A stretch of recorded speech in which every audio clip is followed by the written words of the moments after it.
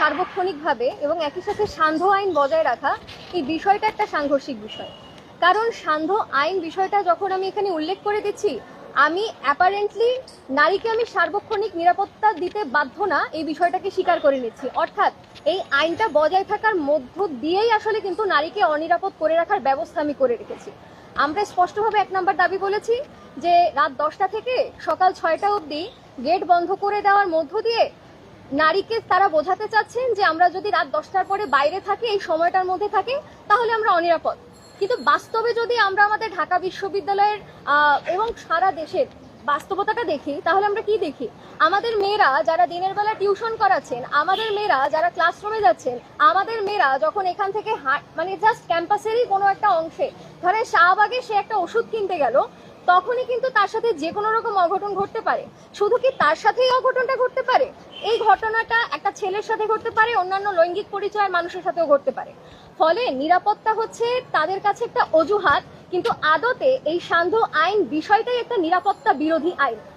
বরং যখন আমি বিশ্ববিদ্যালয়ে একজন নারী হোক, একজন পুরুষ হোক, একজন অন্য পরিচয়ের মানুষ হোক, সে এই বিশ্ববিদ্যালয়ে ঢুকেছে একটি পরিচয়, সেটি হচ্ছে সেই বিশ্ববিদ্যালয়ের শিক্ষার্থী, সেই বিশ্ববিদ্যালয়ের ভবিষ্যতের স্কলার।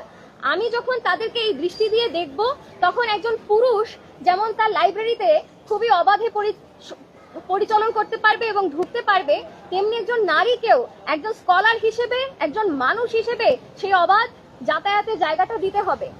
এখন একটা প্রশ্ন হচ্ছে যে কোনো না মানুষ কি সবসময় রাত 3টা-4টার সময় চলাচল করে? না।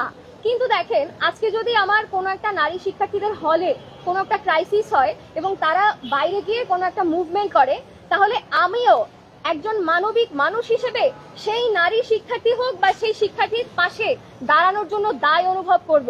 কে তাহলে এই বিশ্ববিদ্যালয় আমার মানবিক দায়ের পথে বাধা তৈরি করে দেওয়ার কে? 24 ঘন্টার মধ্যে 8 ঘন্টা নারীদের হলগুলোতে কারফিউ। এই 8 ঘন্টার মধ্যে নারীরা হল থেকে বের হইতেও পারবে না, ঢুকতেও পারবে না। এই 8 ঘন্টা কারফিউর মধ্যে দিয়ে আসলে নিরাপত্তা নিশ্চিত হয় না, বরং যেটা হয় নারীদের চলাচল সীমিত করা হয়। এই ধরনের কারফিউ নিয়ম আগে ছিল না, 90 দশকের পরে কিন্তু এই কারফিউটা হুট করে আমরা পেছন দিকে ফিরে যাওয়ার মতো 90 দশকের পরে কারফিউটা দেওয়া হয়েছে। আমরা সেখান থেকে দাবি করছি যে নারীদের চলাচল সীমিত করে আসলে নিরাপত্তা নিশ্চিত করা সম্ভব না। 24 ঘন্টা নিরাপত্তার দায়িত্ব যেমন রাষ্ট্রের, তেমনি ঢাকা বিশ্ববিদ্যালয় প্রশাসনের দায়িত্ব ছেলে মেয়ে নির্বিশেষে 24 ঘন্টাই নিরাপত্তা দেয়া।